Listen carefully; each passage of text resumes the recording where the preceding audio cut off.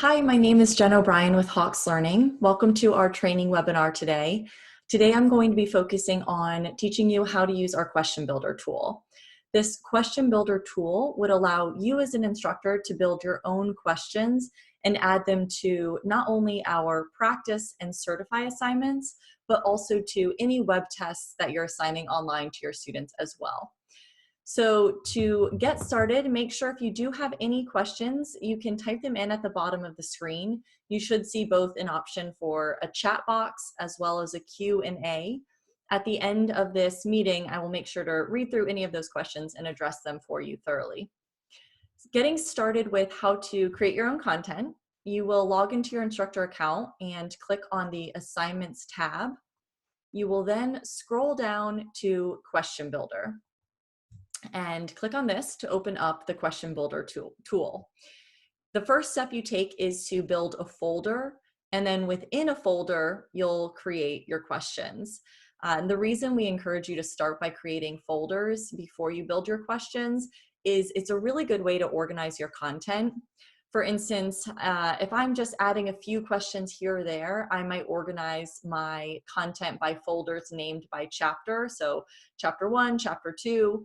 If I'm heavily investing time into creating a lot of custom content throughout the title that I'm using, I might consider naming my folders on a section or lesson basis. So lesson 1.1, 1.2, and so forth. You can also do it by topic name or whatever you want. So I've clicked into one of my existing folders. I will then click my Create button in order to build a brand new question. So you'll see here at the very top of the page, it prompts me to type in a question header.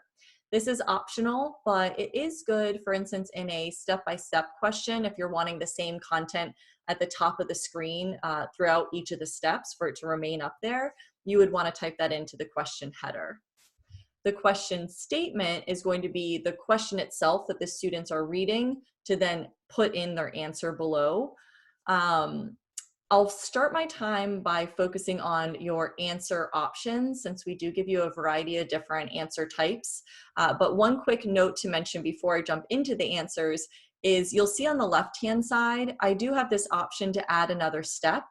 So these questions can be multi-step questions if you want, and I mentioned that earlier when talking about the question header. You can also add tutoring options. So on any question that you're building, if you're assigning it to practice and certify, within practice, students could have access to any hints, solutions, explain errors, or step-by-step that you build into those question types. Of course, keep in mind any content that Hawks Learning creates and has pre-created for each title and each lesson within each title, we go ahead and proactively build in this type of feedback, explain error feedback to identify mistakes, step-by-step solution to walk students through solving a problem, hints to help students understand important definitions, key terms, prompting questions, and also full solutions as well. So that's content we already put in there. It's also content that's only available in practice because of how our learning system works. We give students lots of help and support in practice. Then for the graded homework component, which is certify, we remove those learning aids to ensure students truly do understand the content on their own. That's what will prepare them come test time. So we want to make sure you have the option to add in all of those extra helpful tutors and learning aids for your students as well. Okay, scrolling down to answer options. I mentioned I wanted to click through each of them. You'll see in the right-hand corner of the screen here, I have a drop-down box for answer type. And right now we're on multiple choice, but I'll make sure to walk through the other options here. With multiple choice, it can be either radio button selection, that would mean there's one correct answer, or checkboxes. Checkbox is more of a select all that apply type answer. So if there's more than one correct answer, you would want to make sure to use that for your students. Scrolling down, you'll see by default, we populate 4 answer boxes. If you want a larger number of answer options for a multiple choice question, you can add additional answer selections as well. You can also delete any if you really only have an A-B question, or if you just want 2 or 3 answer selections in general. you would use one of the answer selections to type in a correct answer here in the body. And then you would change this button on the left-hand side here from incorrect. I would just click on it and it changes the answer to correct. So you want to make sure with the radio buttons to have at least one correct or only one correct answer selected. For checkboxes, it would be at least one. You could have more than one correct there. One nice thing as well is you also have the option here to give partial credit. So maybe I type in an incorrect answer, but if a student selects it, I want them to get 25% or 50% credit because it's partially correct, just not fully correct. You do have the option to enter that there. You also can type in or select the option to show explain error for multiple choice on an individual answer selection. So of course in the top right, you could do it for the entire problem, but down here, you can do it for individual incorrect answers. And this is a nice option when you as an instructor, if, you know, a lot of times we'll find if an instructor is creating a multiple choice question, you don't want there to be only one obvious answer and the rest are clearly not accurate. You're usually putting in other answer selections that seem probable based on the types of mistakes or misconceptions your students typically have, because you want to make sure that when they're answering it right, they're truly knowing it's the correct answer. So you could preemptively build in some feedback based on some of those wrong answers. I notice my students are usually make this mistake here, so let me type in that specific explain error tied to that wrong answer. Another answer selection type in the top right-hand corner is free response. That's the one I will actually give you an example of how to create a free response question. This is going to be something more relevant for a math instructor where you're wanting students to type in the numerical answer. You can have a word free response as well, but just keep in mind there's a lot of room for error when it comes to student entry that you have to account for, and you can account for it, and I'll touch on that when we go through free response. But some of the quicker ones to touch on, open-ended. This is going to be one of your just traditional sentence-based or paragraph-based questions you might want to ask your students that you would typically have them write out on a paper and pencil exam and you would hand grade it. Now that everything's online, you still want them to be able to take those assessments online and type out their answers, again, sentence and paragraph answers, and you still would be the one grading it. So the computer is not smart enough yet to be able to grade student writing. We want you to be able to do that. You would simply select open-ended, very easily type in whatever your question is under the question statement, and then you manually grade those yourself. Again, very similar to the paper and pencil experience. Click to select and click to insert. Those are more likely in disciplines outside of math. For instance, English, you might have a click to insert where you insert commas or punctuation of some sort to a sentence. Click to select would work for application-based questions, whether it's English, psychology, even economics, for a student to identify a key term or something like that. So let's go ahead and select free response. And I will show you how to build a question that is not only a free response question, but also an algorithmically generated question. To explain that a little bit more, we give you the option. One, you can just type in a static question. You type in the numbers or type in the wording, put in the exact right answer, and then every student sees that exact same question. However, you also have the option to make those questions algorithmic, meaning you come up with the different iterations or versions of the question. So it's one question type, but with several different versions of that question. Therefore, your two students who are working on an exam at the same time will see likely different variations of the question. At Hawks, this is something we make sure we do with any content we're building for you. So any Hawks created questions, anywhere from 20 to 50 iterations or versions is going to be standard, which is a pretty robust set of variations, and it helps a lot when it comes to testing security, especially in the online environment.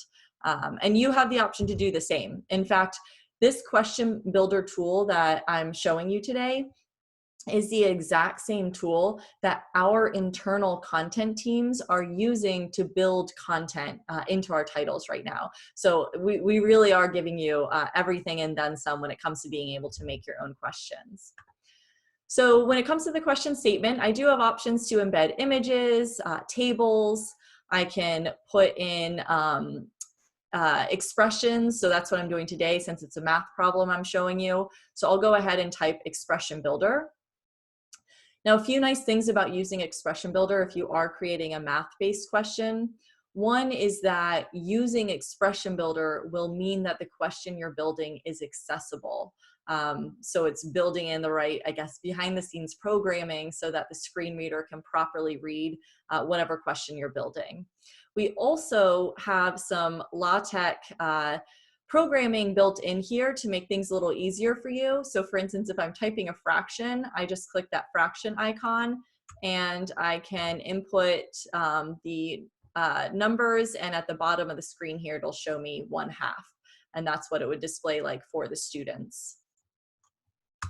If there's something you need to type in here and you're not seeing it, we do have a link to additional programming guides on how to type in any other math items that you might need. However, as I mentioned, I wanted to show you how to build an actual algorithmically generated question with multiple versions or iterations. And to do that, I will just need to use the variable manager. So this variable manager, you start off by naming it. So I'll call this question 2. And then down here, you'll see I have a table that I can start typing in the information. The way you should think of this table is each row is an iteration or version of the problem, and each column is a variable within that equation. So for instance, if I'm doing a very simple math problem here for demonstration purposes, one iteration of it, it's going to be 1 + 1 = 2. Next row is my next iteration, 2 + 2 = 4. And then I'll just type a few more in here. And then once I have built each of these iterations, I then start plugging them into the actual problem type. And the way to plug it in, you're basically inserting one variable at a time into the question you're building. So right now I have column A highlighted, which is great because my problem is variable A plus variable B equals variable C. So I'm just gonna go ahead and keep that selected on variable A and insert it into my problem here. I'll then click the plus sign. I'll then go back to the variable manager. I'm gonna keep it on my question 2 variables. And this time I will select column B so that I can insert that second variable. So here we have variable A plus variable B. I'm going to click OK. That's everything I need for my actual question. And then scrolling down here, I'm going to put a prefix of equals, and then I will select my variable manager again. And this time I select the last one, the answer variable, which is C, and I click insert. So that populates down here. Now, before I save and preview this for you to see, I want to mention a few things that we're looking at here. So if I click advanced options, you'll see that it's not relevant for this question, but you do have the ability to make a question accurate to a certain number of decimal places. So you can always tell your students, make sure to round to certain decimal place. You also can put in an answer tolerance in general. By default, we have the unsimplified check turned on, meaning if the student puts in a correct version of the answer, it's just not simplified, they'll get a message letting them know that. So it's really nice we're even building in some of this feedback for you that you're not having to program in yourself. So it's not going to automatically mark it wrong in practice. It gives them a little bit more guidance there. If I scroll down, I even have the ability to restrict what characters are accepted. So valid base characters, by default, we have every number, key symbols, any letter, but maybe I remove some of these if I'm wanting to restrict what a student can answer. That way, if a student tries typing in a character, a number, a letter, whatever it is on the screen, and it's not something I've allowed as one of my valid base characters, the student, rather than being able to type that in and getting it marked wrong, they're going to receive a pop-up message that says, this character is not allowed, please try again. So we have some of these buffers built in to kind of prevent unwanted mistakes and typos and things like that to help guide the student in the process. Okay, so now that I've done that, I will mention a few other quick things here. If I add another answer, this would give me the option to build in error-specific feedback based on the wrong answer that the student types in. So if you're finding that students are commonly adding something when they should be subtracting, or you know, making another common mistake that you see over and over with a problem type, I would recommend go ahead and build in that incorrect answer and tie to it a specific explain error set of feedback based on that mistake. Up here in the top right hand corner, you type in generic explain error feedback. So regardless of what the wrong answer is, you're giving maybe helpful guidance on how to get it right. So you might have made a mistake on one of the following steps. We build that in to all of our problems. If a student puts in some answer and we don't really know where they came up with that wrong answer, we'll build in that same generic feedback. You might have made a mistake on one of the following steps in answering this question. And we also build in an extensive amount of specific feedback based on the exact mistake they're making. And that would be tied to the exact wrong answer. So we give you both of those options as well, since that's what we use as a company too. So now that I have built my question, I can go ahead and click save. It will ask me to name this. I don't think I have a question 2 yet, so I'll name it question 2. You choose the difficulty level. That simply makes your life easier when you are in one of our assignment builders to sort by level of difficulty, and you can include both your questions and Hawk's questions as well as you're building those.